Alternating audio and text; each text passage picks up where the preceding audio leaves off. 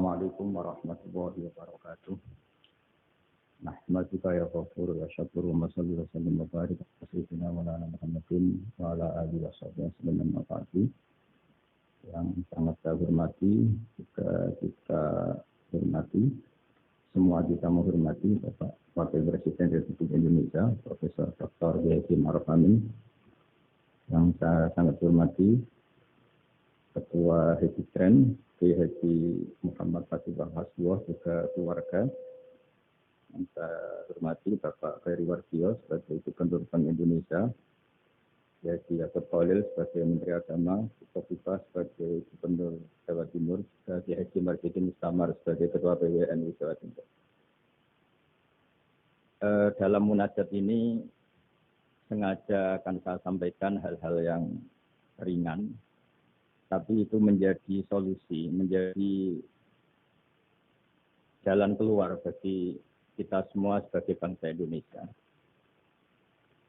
Ada banyak catatan sejarah. Dulu kita pernah sukses menghadapi penjajah, juga masyarakat dengan segala kesederhanaannya. Tapi yang menjadikan mereka kuat adalah bermental kullukum ra'in wa kullukum mas'ulun an ra'iyati. Semua kita bertanggung jawab terhadap proses sosial, terhadap proses kemerdekaan, juga terhadap proses berbangsa dan bernegara.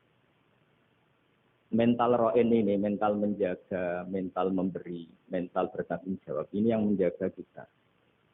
Hingga dulu para TNI, para pejuang itu di kampung-kampung dikasih ketela, dikasih gembili, dikasih hui, bisa makan. Gara-gara punya mental memberi ini, bangsa kita merdeka. Dalam sejarah paling terkenal adalah ketika Perang Tabuk. Itu sahabat yang saking miskinnya itu punya beras, misalnya di Indonesia kayak beras 2 kilo dikasihkan Nabi 1 kilo, yang 1 kilo untuk keluarganya. Sehingga anggaran perang ini tidak untuk biaya makan, tapi tetap untuk anggaran perang. Karena orang-orang menanggung makannya sendiri. Ini yang penting sekali supaya kita ngadepin pandemi, juga ngadepi problem. Masyarakat ini kita apresiasi, mereka juga ikut berjuang untuk menjaga ketertiban bangsa Indonesia. Bayangkan kalau kita semua ini kriminal, itu penjara penuh, dan negara tidak akan mampu menampung kita semua karena kita melakukan kriminalitas, juga keuangan kita ada tutup. Jadi sekedar tidak melakukan kesalahan itu sudah bagian dari kehebatan kita sebagai bangsa Indonesia. Itu yang dimaksud Nabi, kullukum ra'in wa kullukum mas'ulun an ra'iyati. Itu sebagai mukadimah untuk refleksi atau munajat kemerdekaan. Dan kita sering baca Quran. Kadang-kadang Allah Ta'ala itu suka ngendikan yang ringan-ringan.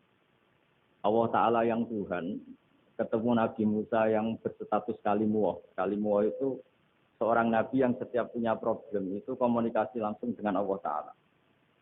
Saking terkenalnya Nabi Musa sering munajat sampai ketika beliau sakit gigi, itu langsung matur kepada Allah Ta'ala, ya Allah saya ini sakit gigi. Jadi tidak ke dokter, tidak ke tabib, tapi langsung ke Allah Ta'ala. Bersama Allah Ta'ala dikasih tahu, coba kamu ngunyah rumput ini, jenis ini. Setelah dikunyah, Nabi Musa sembuh. Suatu saat beliau sakit gigi lagi. Tidak lagi konsultasi dengan Allah, tapi langsung nyari rumput itu, kemudian dikunyah tambah sakit. Tambah sakit, Nabi Musa tanya, ya Allah ini sesuai resep pertama, kenapa tambah sakit? Jawabnya Allah, dulu kamu percaya saya punya kekuatan menyembuhkan, sekarang percaya kamu sama rumput, silahkan minta sembuh dari rumput. Akhirnya semenjak itu jadi syariat bersama bahwa ikhtiar harus tetap hasbiyallah wa ni'mal wakil, meskipun tawakal juga harus tetap ikhtiar. Karena di semua cerita-cerita itu, Nabi Musa tidak langsung disuruh berdoa, tapi disuruh ikhtiar, yaitu dengan mengunyah rumput tertentu yang menjadi obat sakit. Tapi di balik itu semua, ada hal-hal dahsyat yang Allah Ta'ala itu ngendikan atau cara memperlakukan seorang kekasihnya itu ringan sekali, rileks sekali. Sehingga banyak kiai-kiai kita yang rileks. Fir'aun itu betapa biadabnya Fir'aun, betapa belisnya Fir'aun yang menindas bangsa Israel. Bani Israel. Tapi pertama ketika Allah manggil Nabi Musa itu pertanyaannya ringan sekali. Wa ma tilka biyaminika ya Musa, kamu bawa apa? Padahal Allah tentu tahu. Ini Gusti, saya bawa tongkat. Kata Allah untuk apa? Atawakkau 'alaiha wa husyu biha 'ala ghanami wal yafiha ma'arif ukhra. Ya, banyaklah Gusti fungsinya tongkat ini. Untuk menghalau kambing saya ketika menggembala, untuk merontokkan daun-daun supaya dimakan kambing saya. Dan masih banyak lagi kepentingan yang lain. Kata Nabi Musa, wal yafiha ma'arif ukhra, dan masih banyak kepentingan lain. Sehingga para mufassir mengatakan bahwa psikologi seorang rakyat ketemu presiden atau ketemu gubernur, apalagi ajudan, ketemu pimpinannya itu pasti takut. Cara menghilangkan ketakutan itu diajak ngendikan atau ngomong yang ringan-ringan. Saya tidak bisa bayangkan kalau saya ketemu Mbah Maimun terus ditanya, Mbah, kamu ngiyai kamu reputasinya sudah kayak apa? Yang sudah kamu pinterkan berapa? Yang sekarang jadi ahli sunnah berapa? Itu pasti saya gagap. Sama ketika gubernur ditanya menteri dalam negeri atau ditanya atasannya lagi prestasi pasti gagap. Jika kadang-kadang bangsa ini kalau antar pejabat ketemu ya makan-makan. Kalau ketemu kadang ngendikan yang ringan-ringan. Itu sebetulnya bukan hal yang salah. Karena dalam kecapean seperti ini hal-hal yang ringan itu adalah obat, adalah solusi. Sehingga Nabi Musa tidak ditanya, kamu jadi nabi reputasi kamu apa? Lalu ditanya yang ringan. Wa ma tilka biyami nikaya Musa. Qala di aso ya atawakkau alaihi. Hal itu juga yang kadang-kadang Nabi kalau ditanya, ayat Islam khairun ya Rasulullah, Islam yang terbaik itu gimana ya Rasulullah? Jawabannya Nabi itu unik, kadang hanya jawab it'amut ta'am. It'amut ta'am wa ifsa'us salam alaman arsa malam tarif. Ya Islam yang baik itu ya pokoknya makan-makan. Itu kalau ketemu teman ya makan-makan kalau ketemu.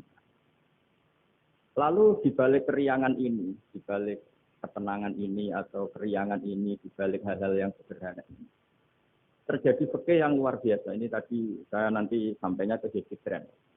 Terjadi fikih yang luar biasa. Ketika ahli fikih mengatakan senyum itu sunat karena tidak wajib, tidak berdoa. Tapi konsekuensi hukumnya bisa wajib. Ya tadi misalnya kita punya istri solihah, tentu kita butuh happy. Yang istri kita misalnya judes, yang tidak istri kita ramah senyum. Maka ini ada persaingan halal dan haram. Dan haram ini bisa menang hanya modal senyum. Yang halal karena benar kalah. Jika dalam konteks tertentu, maka yang dikatakan Nabi senyum itu sunnah. Itu tidak dimanai ulama sunnah dengan arti tidak wajib. Tapi sunnah dengan arti perilakunya orang-orang soleh. Untuk kompetisi itu pasti senyum. Karena tidak kebayang kalau yang soleh, yang baik itu bawaannya tanfir, menjadikan orang lain lari. Sementara yang batil menjadikan orang lain tertarik. Ini jangan sampai terjadi. Sehingga Islam kadang-kadang mengajarkan kita hal-hal yang ringan tadi. Kit'amut to'am. Ya kalau ketemu teman ya makan-makan. Kita tidak bisa bayangkan misalnya komunitas orang-orang bandar narkoba kalau ketemu anak buahnya makan-makan, rileks. Sementara kita yang soleh-soleh, meditnya minta ampun. Sehingga orang terus kapok berteman orang soleh karena batil. Terus mencari berteman orang batil karena takut. Begitu juga di perdagangan. Di perdagangan kita ingin produk halal ini menjadi inspirasi kita, menjadi mental kita. Sehingga barokahnya produk halal ini, kita tidak butuh lagi produk yang haram. Wa aghnina bi halalika an haram. Semoga dengan halalmu ya Allah, kita tidak butuh lagi haram. Misalnya orang-orang soleh itu kalau sholat senangnya minta ampun. Bisa sholat top awal senangnya minta ampun.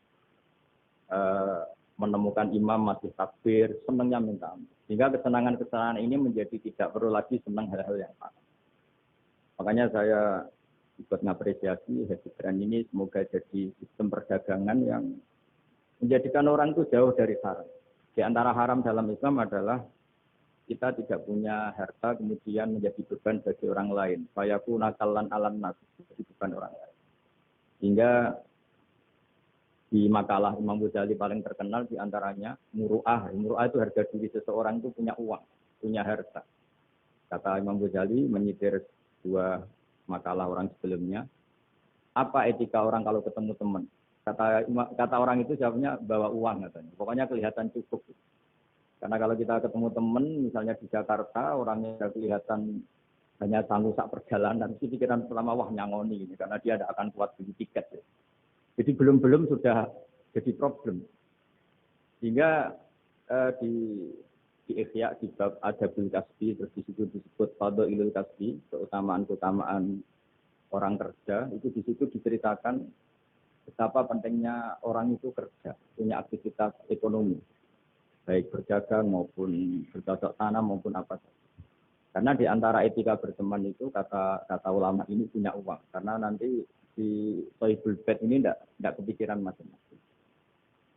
Jadi saya tidak akan cerita panjang lebar, cuma saya pastikan bahwa kegiatan halal itu harus dominan dan harus asik.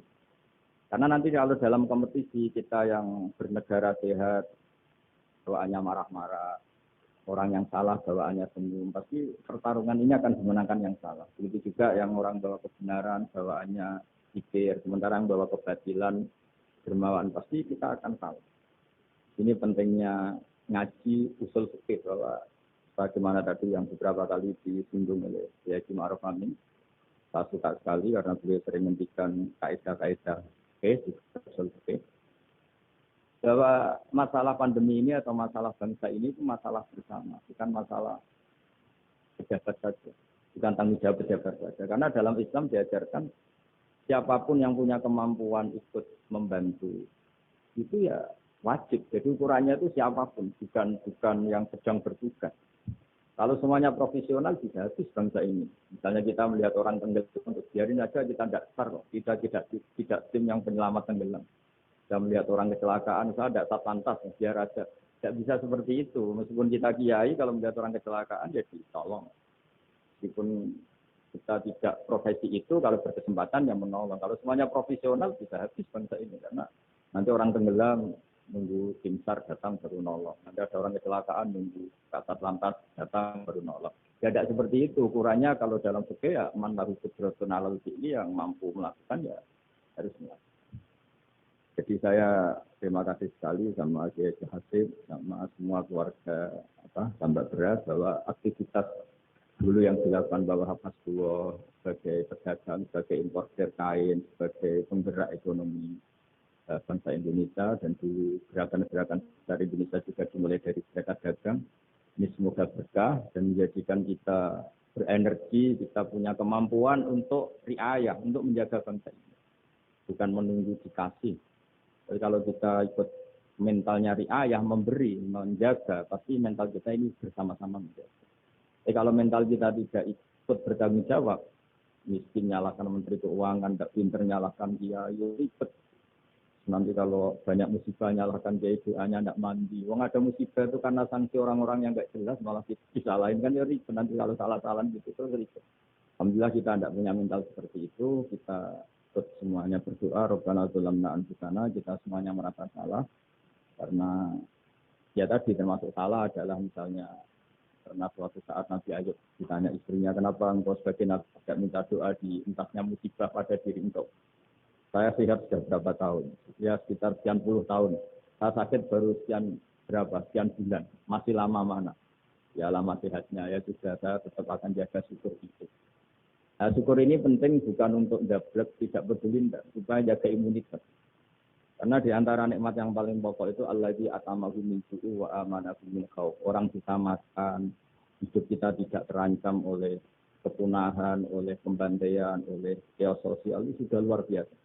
Karena di antara sifat Allah itu yang memberi allazi atamahu min ju', yang memberi makan kamu dari kelaparan. Wa amanahu min khauf, dan memberi kamu kenyamanan.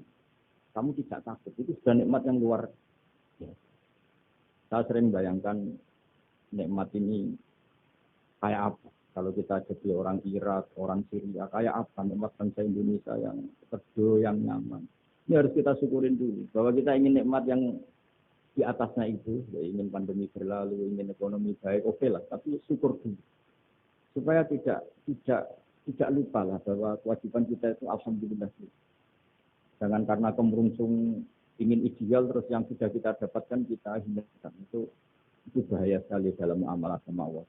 Bagaimana tadi yang hadis yang dikir Bapak Wakil Presiden, siapa yang tidak syukur atas nikmatku, tidak sabar atas balaku, itu maka silahkan mencari Tuhan selain aku, tapi jangan menempat bumiku, jangan menempati bumiku, jangan pakai langitku. Intinya itu betapa bahayanya kita kalau tidak syukur. Saya kira demikian, dan saya terima kasih sekali atas kegiatan atau ide jadi tren, tapi saya mohon semohon-mohonnya bahwa ini adalah bagian dari meneruskan tradisi dulu mulai Wahab, mulai Hasim, mulai Basri, mulai semuanya lah tokoh-tokoh dari ormas manapun, termasuk dulu ada Serikat Islam, ada Serikat Dagang, karena semuanya ini akan membangkitkan bangsa kita dari keterpurukan. Harus jadi kompetitor yang baik, sehingga masyarakat ini berkebutuhan yang halal. Karena orang nikmati laba dari dagang, dapat uang dari bisnis, mereka antipati dapat uang dari nyuri, dari korupsi. Jadi semua kebaikan harus dinikmati untuk dalam rangka wa aghnina bi halali ta'an haram. Supaya kita cukup menikmati yang halal sehingga tidak berkebutuhan lagi sama yang haram. Jadi juga dalam berekonomi, berbisnis dan beragam. Saya kira demikian dan mohon maaf karena tadi saya harus ngaji dulu di Marom sehingga ada yang itu mulai awal. Dan terima kasih. Assalamualaikum warahmatullahi wabarakatuh.